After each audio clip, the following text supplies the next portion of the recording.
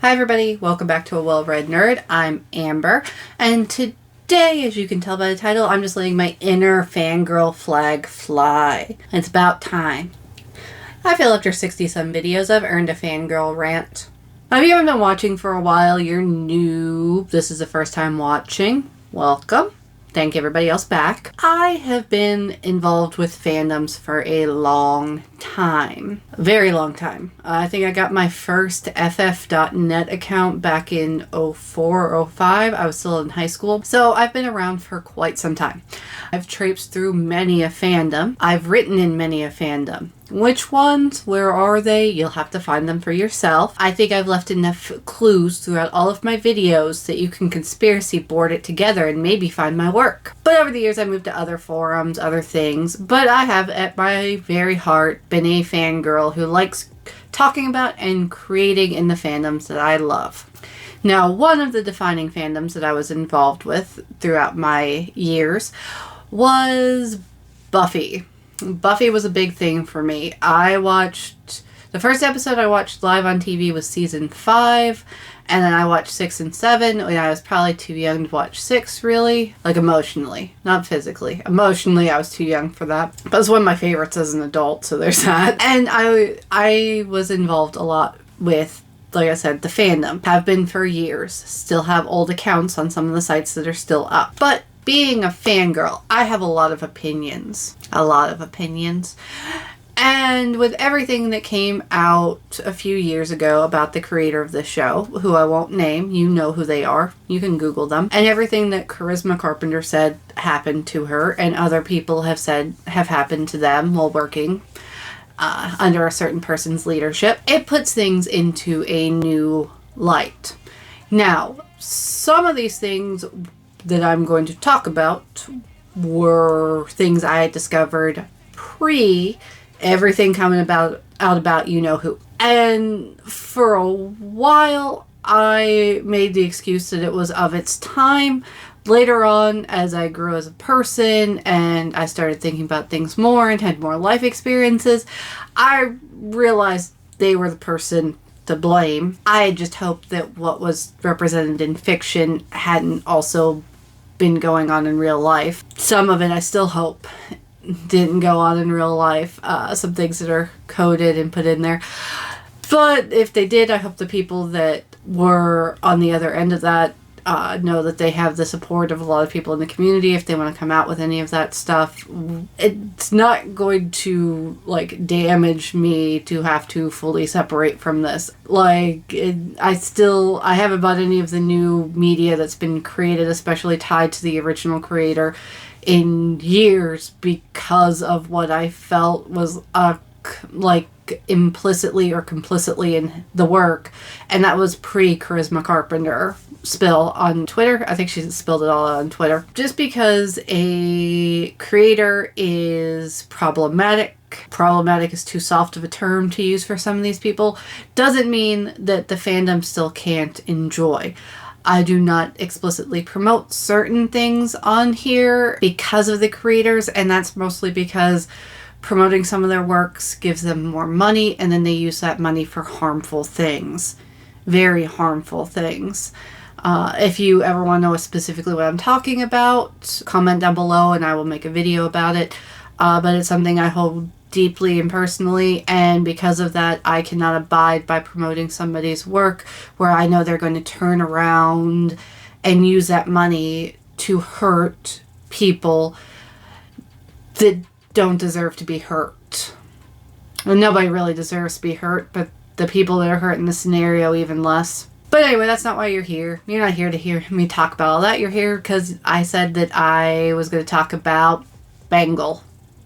Buffy and Angel. The OG ship for Buffy the Vampire Slayer. I hated it from the beginning. So I just put that there. I hated it from the beginning. Even as a teenager, I wasn't really into that, like, Romeo and Juliet, like, star-crossed lovers, oh, we can't, all the drama, all the angst thing. I much preferred angst of your own creating as opposed to, like, oh, the universe is against us kind of thing. So there was that. It never really jived with me. Yeah, take that for what you will. However, over time, in retrospection and thinking and being involved with the fandoms, I've realized some things about this ship. And there are things that are kind of toxic. And the people in the community that still ship this, a lot of times ignore those toxic elements. If you want, I could one day also comment down below if you want me to do Buffy. Spike and Buffy, because like I've got opinions on some of them aren't going to be liked by either camp. For anybody who's unfamiliar, Buffy was a slayer. She was 16 at the beginning of the show. Angel was a souled vampire who'd been around for a few hundred years. They started a relationship.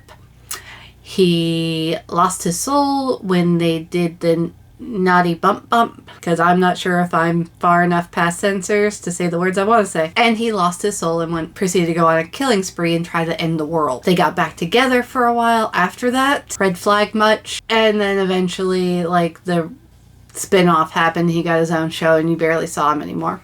But his presence was still very much felt in the show. So, some of the things I've realized as an adult. And from watching the show, because, like, they don't always give you all the information right away. Half the crap they're making up as they go along. But, first thing is the fact that, like I said, the character of Buffy was 16 years old at the time. The actress playing her, Sarah Michelle Gellar, was actually 20, so, like, that's not going to be an issue here, but the character was 16. Now, the 200-plus-year-old vampire.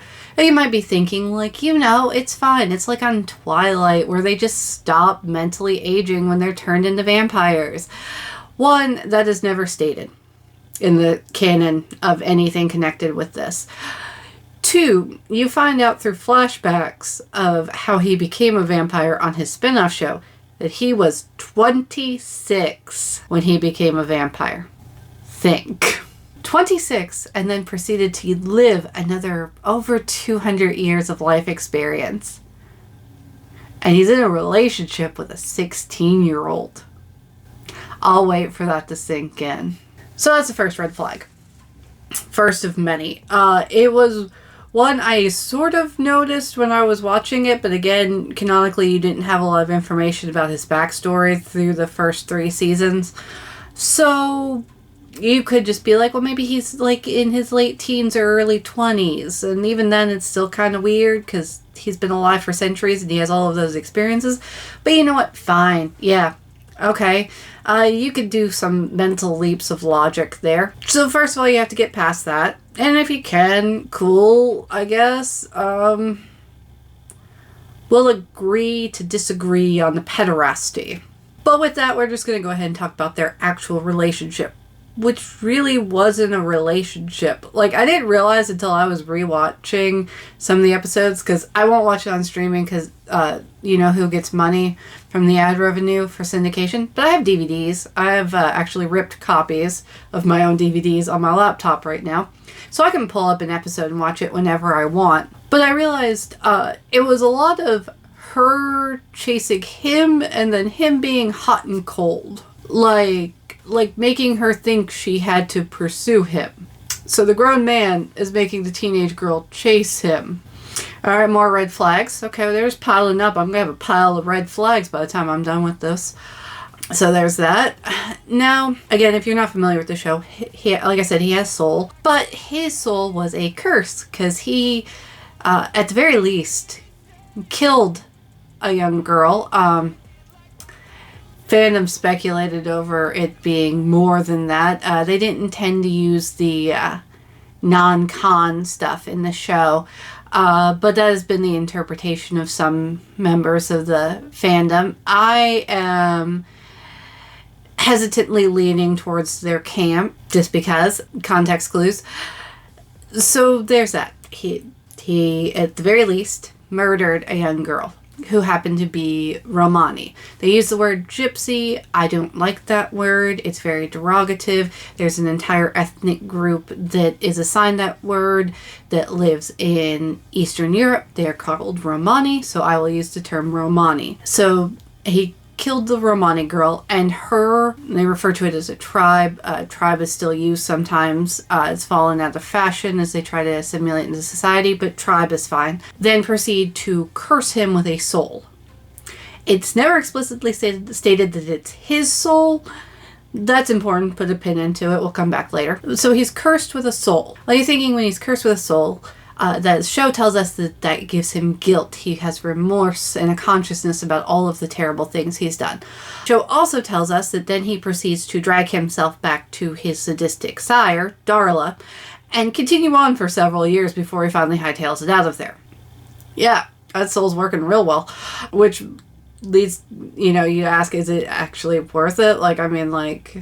Is he being punished? But anyway, that's beside the point. He does a lot of stuff that's very questionable for the next 100-ish years, including killing and turning people. And then you come to the 1990s, where the show's set. And he's in a gutter eating rats. How he got there, we don't really know, because we've seen flashbacks throughout the course of the show, showing him in various times in his life okay, so I don't know, what did he do? Go and kill an orphanage and now he's guilty about it? Maybe, that would track with his character. But he's there, and this higher power representative comes and snatches him and is like, oh yeah, you have to help the Slayer. And he's like, cool, I guess, maybe. And the representative shows Angel Buffy, who at this point isn't even 16. She's 15. And this 200 plus year old vampire who was eating rats in a gutter for some reason, and who has a soul, whatever that means, sees her crying, and later tells her that when he saw her, he fell in love with her very essence, her soul, her being. Or you saw a 15-year-old girl crying and you liked it. All of this is not explicitly stated. This is my interpretation. So, you can have a different interpretation. By all means, argue with me in the comments. It's fine. You can put whatever you want down there, and I will give you my opinion right back. This is just my opinion as an adult who has lived and experienced things and heard the experiences of others. Okay? That's all this is. And again, also given some of the things we know about the creator. So you have that. Okay. That leads us all straight up into where they're still having their, she's chasing him. He's sort of like, man, maybe I want to be with you, sort of thing, going back and forth, and then go back and forth, go back and forth. And then through a culmination of events, life-ending stuff, they decide to sleep together. I say decide.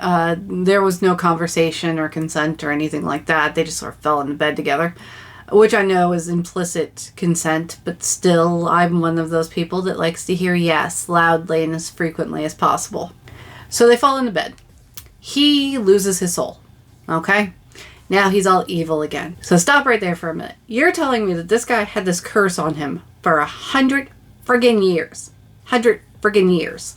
Okay? He'd already been alive for 100 years before that. He knew magic was real and shit. You're telling me at no point did he take some time to try to figure out what would break his curse. No time given to that. Not even a decade. Not even an offhand comment about how he tried to figure it out, just never could. Nothing. And then the thing that breaks the curse is sleeping with a freshly 17-year-old who has no prior experience. I don't like the word virgin. It's weird. It's diminutive to women. Just no prior experience. So that was his moment of pure happiness. That was the clause. Moment of pure happiness, you lose your soul. They mentioned something about ever forgetting that he's a vampire. Or that he's under the curse and the guilt and all of that. But that's very not explicitly stated. So again, the thing that made him forget about all the guilt and everything else was copulating with a 17-year-old with no experience. I get it. Love. They're in love. Well, love is chemicals in your brains, people. If you didn't know that, I'm sorry to break the fairy tale to you now. But still, of everything he had ever experienced, that was the moment where he forgot he was a vampire. A.E. had a moment of pure happiness. I got some issues with it. A lot of issues. In any case, he goes off. He does his evil stuff. He kills people that look like her. He torments her psychologically for months. Kills people she cares about. And then in the end, he's going to end the world. And she kills him right as he gets his soul back. And sends him off to hell. It's fine. It doesn't stick. He's back 4 episodes later. Why? Who knows? Who cares? So he's back. And now all of the stuff that happened before when he didn't have a soul. But now he has a soul. And so now they start like trying to get back together. And I'm just going like, what is your malfunction? Like, he just lost his soul because of something that happened between you. And then proceeded to torment you for months. And then you sent him to hell. And now he's back. And you just want to pick up with him again? Like, they're both a boatload full of red flags. Her dependency issues alone would send most people running. But that's what they do. They, they do the whole will they, won't they thing again. It doesn't really go anywhere because they can't. Because nobody's ever had an asexual relationship before on TV, apparently. Like, do they think people just can't do that? Like, you can do that all the time. I've done it a couple of times. Like, I don't understand this, like, oh, we can't have sex so we can't be together thing. Like, it blows my mind. Maybe it's because I'm a woman. Or, I don't know, any of the other plethora of things that go on in my, head full of gerbils. But, so they do that whole thing. And they never actually get back together. And then she's graduating from high school. They go to prom together. It's cute. And then as soon as they're getting ready to save the world again, he's like, by the way, I'm leaving town. Is that it? I'm leaving town. And he does. And he tells her to have a normal life, as normal as you can be, being a super powered person with an expiration date shorter than, I don't know, milk. And you're going to have to fight demons and apocalypses until you finally, shuffle off this mortal coil. Yeah, sure, have a normal life. But she does. But then he keeps coming back, and they keep going back and forth to each other forever. Like, not forever, but like throughout the course of the show, like something will always happen and it just brings them back together. It's like they're always connected. Like, she's getting, at the end, last season, she's getting ready to like save the world and she makes time for kissy face with him. Like, the world is literally going to end. They have something called the first evil, like out to kill everybody, who's incorporeal and can manipulate people. But yeah, sure, make kissy face with your ex that you dumped when you were in high school, or who dumped you when you were in high school. And that's like off-putting too, of like this all like they keep going back. It's like an emotionally abusive relationship that you can't get out of. But the problem is nobody points that out to them. Like, I have known people who do the break up and get back together thing constantly. And you know what everybody who has to deal with those people in real life tells those people? You didn't work out the first 5 times. What makes you think 6 is going to be lucky? And that's the truth. Like, the fact that they keep going back and they have this weird codependency, and it's like the relationship never actually ended. It's weird and it's red flaggy, okay? And I know I keep throwing that around, but it's the truth. It's a red flag. Like, if I had somebody that they told me that's how the relationship was with their ex, I'd be like, and I'm out, because I'm not dealing with that.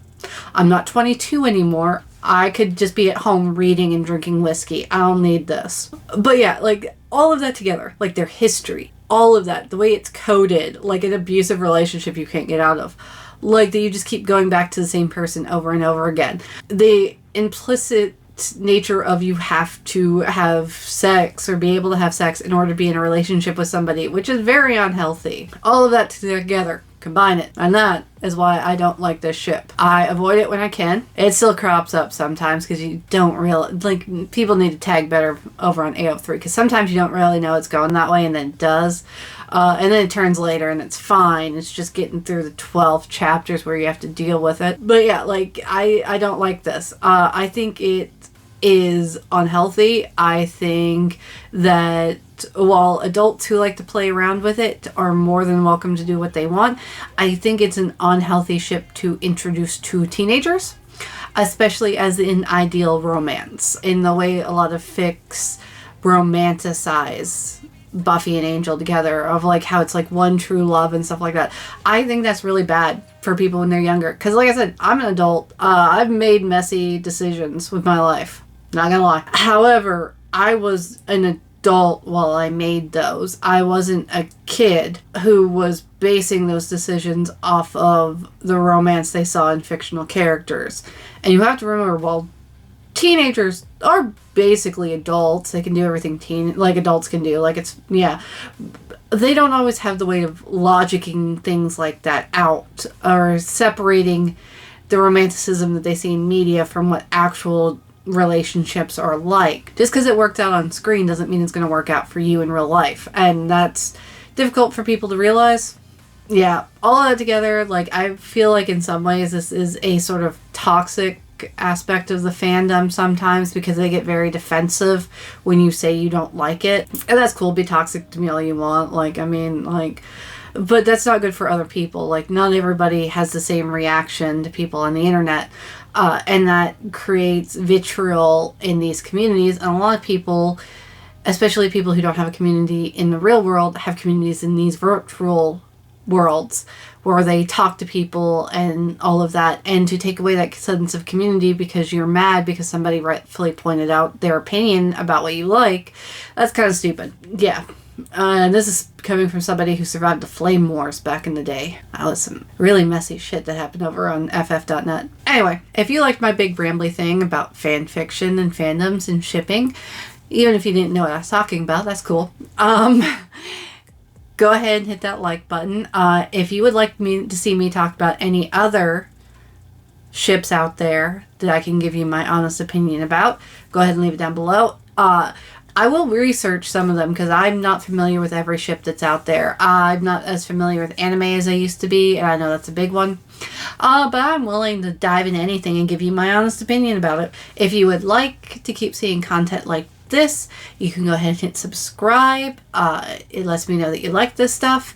If you would like, you can follow me on my other social media, which right now is Instagram, TikTok, and Twitter. I have a Twitter now. It's so weird. You can go follow me over there. It's mostly just other content I put out, or it's updates about content I'm working on. Like, just if you want to, you don't have to. But with that, I'll talk to you guys in the next one. Bye.